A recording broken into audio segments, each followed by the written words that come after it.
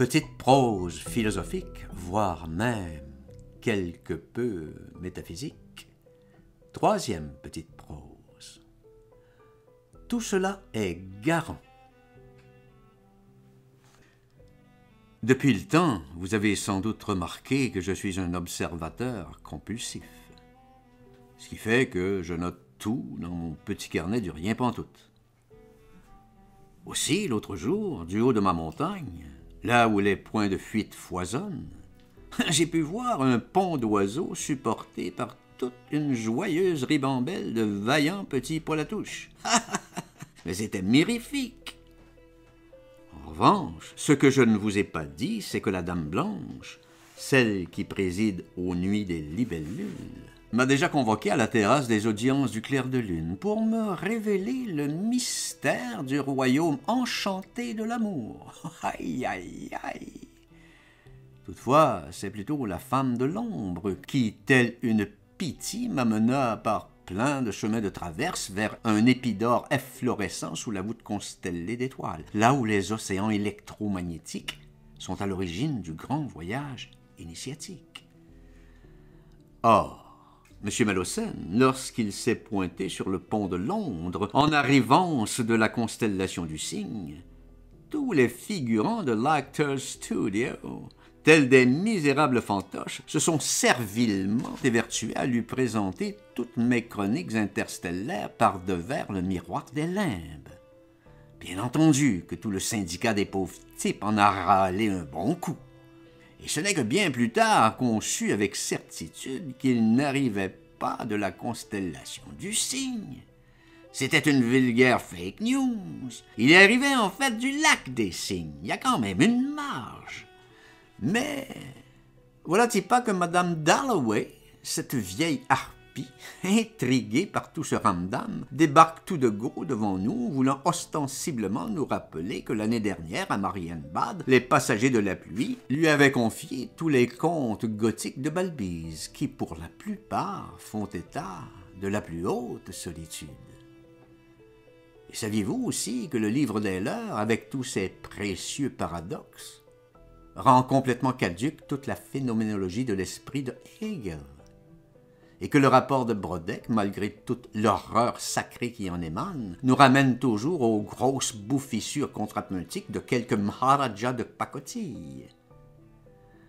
Mais de là à dire que tout cela est garant d'une euphorie perpétuelle, bien sûr que non. Voilà pourquoi toutes les vociférations des formants de ce monde ont encore un puissant effet corrosif sur les souvenirs de la maison des morts. Alors tout ceci ne vous rappelle-t-il pas Vercingétorix, engagé qu'il était dans une grande guerre de feu avec Rome? Bon, il aurait sûrement dû se méfier, car en dépit de tout son bestiaire magique, la seule issue possible aurait dû être une défaite honorable suite à ce bras de fer mortel avec César. Et c'est elle la mort du papillon que le vide existentiel nous frappe de plein fouet. Et vous savez fort bien que c'est au cœur de la plus grande des solitudes que les mers immobiles ont les reflets des yeux de chien bleu, et que c'est dans la rue des boutiques obscures que les visiteurs du soir trimballent avec eux toute la souveraineté du vide. Mais, bien sûr, puisqu'un loup est un loup et que la nuit tous les chats sont gris, il me fallut me rendre à l'évidence. Tous ces bateaux qui défilent devant moi dans l'obscurité la plus profonde et dans un tumulte de silence hallucinant me rappellent le cavalier aux 100 miroirs dont le regard pétrifiant pour l'homme révolté annonce l'irrésistible surgissement du divin sur toute l'avenue des géants. Attention cependant à tous ces vils opportunistes qui, sans vergogne, peuvent s'emparer de l'armoire des jours, où plein d'épigraphes mystiques aux zébrures mordorées offrent une protection impeccable contre toutes les balles perdues de ce monde, laissant ainsi l'homme unidimensionnel et fort mal luné poireauter au seuil de la porte du grand hôtel de l'univers. Avez-vous remarqué que, depuis qu'Apollo 11 s'est posé loin de la planète des singes, on est passé de plus en plus en mode prestissimo. Et ce rythme non seulement s'accélère, mais entraîne tous les postulats du premier cercle de pouvoir vers une espèce de crispation calcinante qui accompagne une dérive irrésistible vers le cycle tragique du dragon noir. C'est ainsi qu'il n'y a pas si longtemps, là où on ne voyait qu'un tout petit marivaudage innocent, planant sur la musique de Bilitis. Aujourd'hui, autre temps, autre mœurs, même un gros câlin n'est plus qu'une longue et pénible descente vers le pavillon des miroirs, où même si le soleil se lève aussi, il n'en demeure pas moins que l'éloge de Marienbad et même la fête à Venise ne sont que lointains vestiges du passé.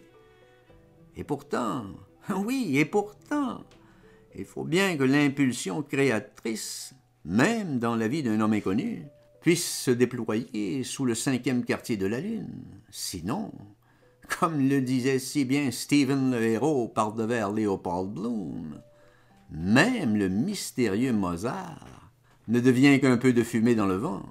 Et comme disait l'autre, in illo tempore, toutes les mirobolantes architraves des forêts de la nuit, à travers 1000 circonvolutions, mènent encore et toujours à l'ibis rouge mystique.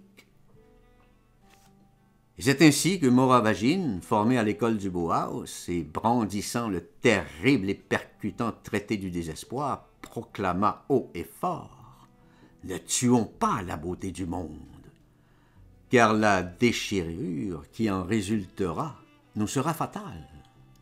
Mieux vaut prendre un rendez-vous d'amour dans un pays en guerre que de choisir une tablature ogivale dans l'angle gnostique des choses. Requiescat in pace, dit-on dans ce genre de situation. Et je vous quitte sur cette note, puisque c'est le cœur qui meurt en dernier, et malgré une fort désagréable impression de polémique, il faut bien se souvenir qu'au commencement de tout était l'hiver, et que c'est grâce à l'impressionnisme que Paris est redevenu une si belle fête, et comme tout est ouvert la nuit, faisons donc comme si la beauté rendait heureux.